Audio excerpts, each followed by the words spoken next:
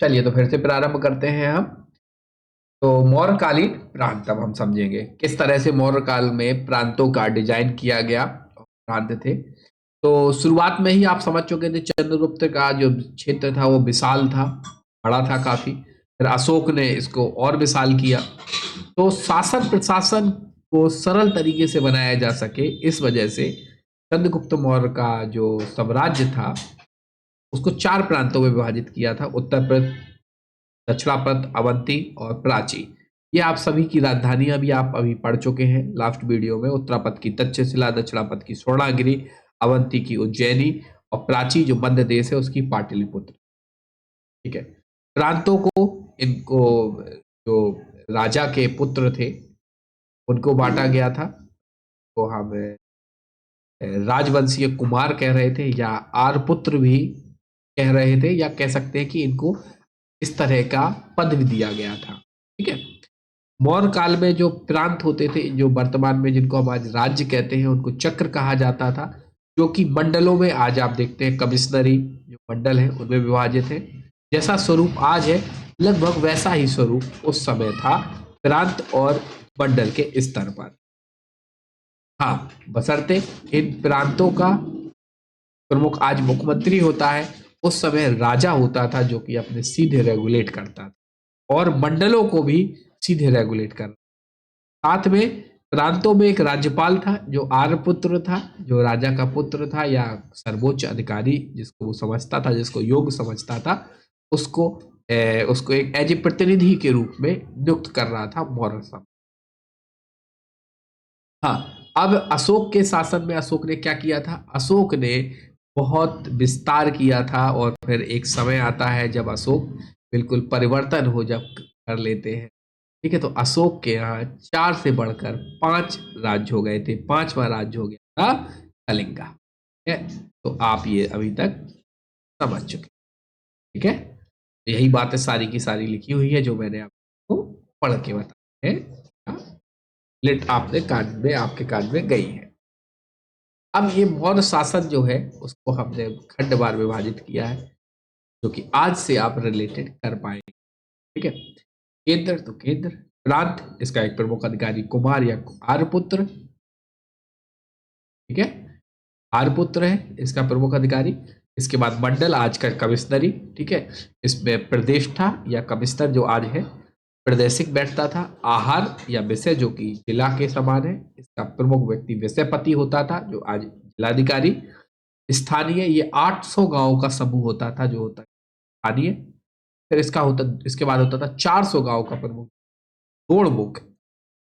इसके बाद होता था 200 गांव का प्रमुख हार्मोटेक।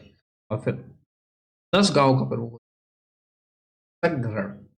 फिर गांव सबसे छोटी इकाई थी जिसका प्रमुख ग्रामीण था। ये आपने ऋग्वैदिक काल में भी देखा था, गांव का प्रमुख ग्रामीण को। ठीक है? अब सैन्य व्यवस्था क्या थी मौर्य शासन में? तो सैन्य व्यवस्था में अगर बात करें कहा जाए तो ये बहुत संगठित सैन्य व्यवस्था थी मौर्य शासन। ठीक है। और इसका जो जो आकार है, जो व्यवस्था है, वो चाणक्य ने की। और इसने चाणक्य ने जो सैन्य व्यवस्था की थी उसमें पैदल सैनिक भी थे, घुड़सवार भी थे, हाथी और रथ भी थे। ठीक है। इनको कहा क्या जाता था? इनको चतुरंग बल कहा जाता। क्या कहा जाता था? इनको चतुरंग बल कहा जाता था। चतुरंग बल में कौन कौन है? चार है: पैदल सैनिक, घुड़सवार, हाथी और युद्ध। ठीक है। और अगर बात करी जाए इनकी सेना की, तो आप समझ रहे हो सेना के मामले में सीरिया जैसी सेनाओं के राजदूत पास कर रहे हैं। ठीक है। वो तो रही होगी। तो मेगस्थनीज जो है उनकी किताब है इंडिका, जैसा कि आप पहले लेक्चर में जान चुके हैं। उसमें बताया था कि चंद्रगुप्त मौर्य के पास 6 लाख पैदल सैनिक, 50,000 घोड़ों पर विराजमान सैनिक, अश्वरोही सैनिक, 9,000 हाथी और 800 रथों से सुसज्जित विराट सेना। इतनी बड़ी सेना। ठीक है। एक व्यक्ति है जस्टिन, उन्होंने चंद्रगुप्त की सेनाओं को डाकुओं का गिरोह कहा था। ठीक है। तो ये बातें अधिकांश एग्जाम में पूछ ली जाती। कौटिल्य की सेना जो थी वो 3 श्रेणियों में विभाजित थी: पुश्तैनी सेना, तक सेना और नगर पालिका। ये कि आपको मतलब समझ। न्याय व्यवस्था की बात कर ले तो सब सर्वोच्च जो न्याय व्यवस्था थी वो सर्वोच्च अधिकारी सम्राट था, जो मौर्य में जो भी राजा रहा, चंद्रगुप्त मौर्य हो, चाहे बिहार हो, चाहे अशोक हो, चाहे वृद्धरथ हो, ठीक है, चाहे दशरथ हो, ठीक है। तो जो सम्राट है वो सर्वोच्च अधिकारी है, न्यायाधीश।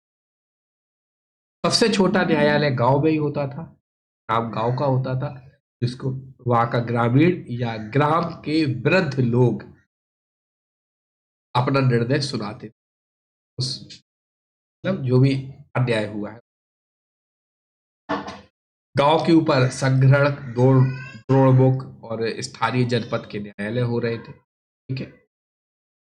और अगर बात करें न्याय व्यवस्था की, जब हम बात कर रहे हैं तो जो चाणक्य के द्वारा रचित अर्थशास्त्र है उसमें दो तरह के न्यायालयों की बात की। ये एक धार्मिक से जुड़ा हुआ मामला, और दूसरे अन्य जो अपराध होते थे उससे जुड़े हुए न्यायालय थे, जिनको हम धर्म स्थीय न्यायालय और कंट कंटक शोधन न्यायालय कहते हैं, ठीक है। जैसे कि नाम से ही पता चल रहा है कि कौन क्या कर रहा है, ठीक है। तो धर्म स्थीय न्यायालय में दीवानी मामले जो बड़े जो नैतिक मूल्यों से जुड़े हुए हैं, ठीक है, उनसे संबंधित बात होती थी। विवाह से संबंधित, धन से संबंधित, स्त्री धन से संबंधित निपटारा होता था। जबकि कंटक शोधन न्यायालय में फौजदारी मामले, लड़ाई झगड़े, मारपीट जैसी समस्याओं से जुड़े हुए मामले आते। मौर्य साम्राज्य जो है वो अपनी गुप्तचर व्यवस्था के लिए बहुत प्रमुख था। एक क्वेश्चन बना था कि मौर्य शासन में गूढ़ पुरुष किसको कहा जाता है। गूढ़ पुरुष आज का स्पाई या कहते हैं गुप्तचर होता था, उसको कहा था। तो इस वजह से मैंने ये पूरी एक स्लाइड यहाँ पे शामिल की, ठीक है। तो अर्थव्यवस्था में गुप्तचरों को गूढ़ पुरुष कहा जाता था। इसका प्रमुख अधिकारी को सर्प याद रखिए।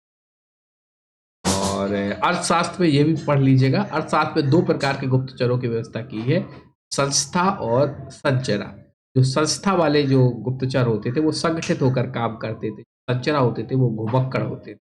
एक्चुअली में अर्थशास्त्र में एक चीज हमें और मालूम चलती है, चाणक्य कहते हैं एक जगह कि राज्य को चलाने के लिए सेना से ज्यादा गुप्तचर व्यवस्था पे बात करते हैं। तो आज भी हम देख रहे हैं अपने शासन प्रशासन में गुप्तचरों की कितनी।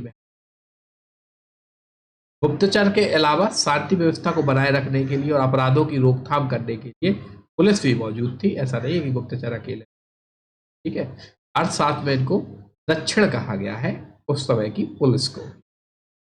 अब बात करेंगे हम मौर्य कालीन सामाजिक व्यवस्था की, मौर्य काल का समाज किस तरह। कौटिल्य के अर्थशास्त्र, मेगास्थनीज की यात्रा वृत्तांत इंडिका, अशोक के अभिलेख, जूनागढ़ के रुद्र दमन के जूनागढ़ अभिलेख से हमें वहां की मौर्यकालीन सामाजिक व्यवस्थाओं के बारे में जानकारी मिल रही है। मौर्यकालीन समाज जो था वो 7 जातियों में विभाजित था, जिसमें दार्शनिक, किसान, अहीर, कारीगर, शिल्पी, सैनिक, निरीक्षक और सभासद होते, ठीक है। इसमें से सर्वाधिक संख्या जो थी वो किसानों की थी मौर्य शासन में। यहाँ दास व्यवस्था की बात है, कई बार क्वेश्चन आता है इतिहास में कि दास व्यवस्था के हमें प्रमाण सर्वप्रथम कहाँ मिला। आपको मालूम है कि आपने उत्तर वैदिक काल पढ़ा, वहां दास व्यवस्था की बात की गई थी, लेकिन दास व्यवस्था वो दास नाम दिया गया है, जो आज हम दास जिसको समझते हैं उस तरह का दास नहीं था। वो घरेलू कामों में मदद करता था, ना कि किसी के बाद। वो दास तरीके का नहीं था, ठीक है। तो यहाँ दास व्यवस्था की पहले बार हमें मौर्यकालीन समाज में जानकारी मिलती है, इस वजह से हम यहाँ पे बात कर रहे हैं।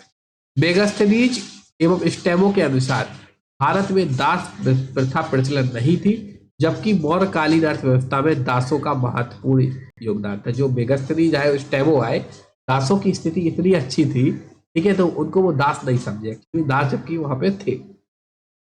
त्रिपिटक में 4 प्रकार के तथा कौटिल्य ने 9 प्रकार के दासों का उल्लेख किया है। अशोक के शिलालेखों में भी दास और कर्मकारों का उल्लेख मिलता है, जब हम खुद कह रहे हैं कि हाँ ऐसी व्यवस्था थी, ठीक है।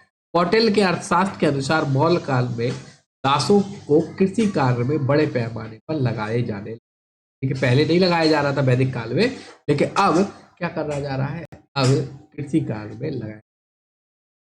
ठीक है। अब जैसे कि दास की स्थिति हो गई वो समाज व्यवस्था में, समाज 7 जातियों में बटा है, तो महिलाओं की स्थिति भी हम समझ लेते हैं कि आपने पढ़ा था कि उत्तर वैदिक काल, सॉरी वैदिक काल में महिलाओं की स्थिति सर्वोच्च थी, सभा समिति सभी जगह भागीदारी दे रही थी, लेकिन उत्तर वैदिक काल में इनकी स्थिति गिरी थी। अब आप पढ़ रहे हैं मौर्य काल, अब आप देखेंगे कि मौर्य काल में महिलाओं की स्थिति क्या होगी। स्त्रियों को प्रशासन में शामिल किया जाता था, ठीक है। जो महिलाएं थी वो क्या कर रही थी, वो शामिल हो रही थी शासन। स्त्री और पुरुष दोनों अगर समझ में नहीं हो रहा है तो तलाक लेने का अधिकार प्राप्त था। समझ रहे हैं कि हम लोग कितने प्रोग्रेसिव है उस टाइम। कौटिल्य ने तलाक के लिए एक शब्द का प्रयोग किया था, मोक्ष, जिसको आज हम डिवोर्स या तलाक बोलते हैं। कौटिल्य ने इस शब्द के लिए मोक्ष का प्राप्त कहा कि भैया एक दूसरे से मोक्ष प्राप्त। मौर्यकालीन समाज में विधवा विवाह प्रचलित था, मैं यहाँ पे हाईलाइट करता जा रहा हूं। तलाक लेने का अधिकार, ठीक है, विधवा विवाह प्रचलित था उस समय। कुछ लोग हैं, कुछ महिलाएं जो है वो विधवा होने के बाद स्वतंत्र जीवन यापन भी, ऐसा नहीं है जिस तरह से आज हम देखते हैं उसी तरह उस समय का समाज था। हाँ, जो स्वतंत्र जीवन करती थी उनको छंदवासिनी कहा जाता था उस समय। समाज में वैश्यावृत्ति की प्रचलित थी उस समय, ठीक है, और इसको राजकीय संरक्षण भी प्राप्त था वैश्यावृत्ति। इनको रूप जीवा कहा जाता था, इन महिलाओं को, और इन कार्यों को जो जब राजकीय संरक्षण प्राप्त हो रहा है तो राज्य देखेगा भी, तो इसके प्रमुख को, निरीक्षक को गण का अध्यक्ष कहा जाता था, जो कि इस डिपार्टमेंट को कह ले नजर रखता था। और कौटिल्य ने जो संभ्रांत घर की स्त्रियां को घर में रहती थी और इनको स्त्रियों को अनिष्कासिनी कहा है कौटिल्य, ठीक है। और अगर बात करें मौर्य काल के समाज के बारे में तो कुछ यूनानी लेखक हैं जो कहते हैं कि उत्तर पश्चिम में सैनिकों की जो मृत्यु हो जाती थी, उनकी स्त्रियां जो है वो सती, जो प्रथा आप समझ रहे हैं ना, तो सती के भी हमें साक्ष्य मिलते हैं। ऐसे यूनानी लेखक, हमारे लेखक नहीं कह रहे हैं, ठीक है। हमारे अर्थ कौटिल्य के अर्थशास्त्र में कोई ऐसे साक्ष्य नहीं मिल रहे हैं कि सती प्रथा का मतलब सती प्रथा प्रारंभ हो गई थी, ऐसा नहीं मिल रहा, लेकिन यूनानी कुछ लेखक ऐसा बात कर रहे हैं। अब बात करेंगे हम मौर्यकालीन धर्म के बारे में, मौर्यकालीन धर्म व्यवस्था में क्या कैसा चल रहा है। जैसा कि मैंने आपको बताया था, मौर्यकालीन समाज हमने प्रारंभ पहले कर दिया, बौद्ध धर्म बाद में पढ़ेंगे, लेकिन हाँ बेसिक बातें आप जान लीजिए। मौर्य काल में वैदिक धर्म, बौद्ध धर्म, जैन धर्म, अजीवक धर्म, ये प्रमुख रूप से थे समाज में। मौर्य सम्राटों में चंद्रगुप्त मौर्य ने जैन धर्म के अनुयायी बने, बिंदुसार जो है वो अजीवक धर्म के अनुयायी बने, और बौद्ध अशोक जो है वो बौद्ध धर्म। आप समझ रहे हो, दादा का धर्म जैन, ठीक है, अगर बिंदुसार से देखे या अशोक से देखे तो दादा का धर्म जैन और पिता का धर्म अजीवक का संप्रदाय, और पुत्र बाद में बौद्ध धर्म को स्वीकार करते। सभी धर्मों के लिए राजा सहिष्णु रहे, किसी भी धर्म के साथ उन्होंने भेदभाव नहीं। हाँ, याद रखिएगा, ऐसा नहीं है कि मौर्य काल में जो वैदिक धर्म था वो डिक्लाइन हो गया, नहीं, वो भी प्रचलन में रहा, लेकिन कर्म कांड इतने प्रारंभ हो गए थे, आपने उत्तर वैदिक काल में समझा कि धर्म जो है वो अभिजात वर्ग, ब्राह्मण और क्षत्रियों तक ही सीमित रह गया था, क्योंकि बड़े बड़े यज्ञों का प्रचलन स्टार्ट हो गया। अब इसी वजह से मैंने धर्म के जो रिलीजन है वो उसके वीडियो बाद में रखे, ताकि आपकी समझ और अच्छी बने, ताकि अब फिर धार्मिक धर्म में क्या होगा, एक पुनरुद्धार होगा और धार्मिक दशाएं आप समझ। हाँ, मौर्यकालीन समाज में नाग पूजा का प्रचलन था और मूर्ति पूजा भी प्रचलित हो चुकी थी बौद्ध धर्म के बाद, ठीक है। पतंजलि के बारे में आप जानते ही हैं। पतंजलि के अनुसार मौर्य काल में देव मूर्तियों को बेचा जाता था, और देव मूर्तियों को बनाने वाले जो शिल्पी थे उनको देवता कारु कहा जाता। देवता कारु किसे कहा जाता था, जो भगवान से संबंधित, देवताओं से संबंधित मूर्तियों का निर्माण करते, ठीक है। और कुछ फैक्चुअल है, वन लाइनर है, मैं जल्दी से यहाँ से पढ़ के खत्म करता हूँ, जो कि आप जान चुके हैं। अशोक तथा उनके पौत्र थे दशरथ, इन्होंने कुछ गुफाएं अजीवकों को दान दी थी। अशोक के समय पाटलिपुत्र में तृतीय बौद्ध संगीति हुई थी। जब आप बौद्ध धर्म पढ़ेंगे तो ये तीनों चारों संगीतियों के बारे में पढ़ेंगे तो आप जान, ठीक है। चंद्रगुप्त मौर्य ने श्रवणबेल गोला में जाकर जैन धर्म प्रथा में संलेखना प्राप्त की थी, आप जान चुके हैं, ठीक है। मेगास्थनीज ने धार्मिक व्यवस्था डायोनिसिस और हेराक्लीज की चर्चा की है, ये इस विष्णु से अब आप जब धर्म पढ़ेंगे तो इसको जानेंगे। अब हम बात कर लेंगे मौर्यकालीन अर्थव्यवस्था के बारे में, ठीक है।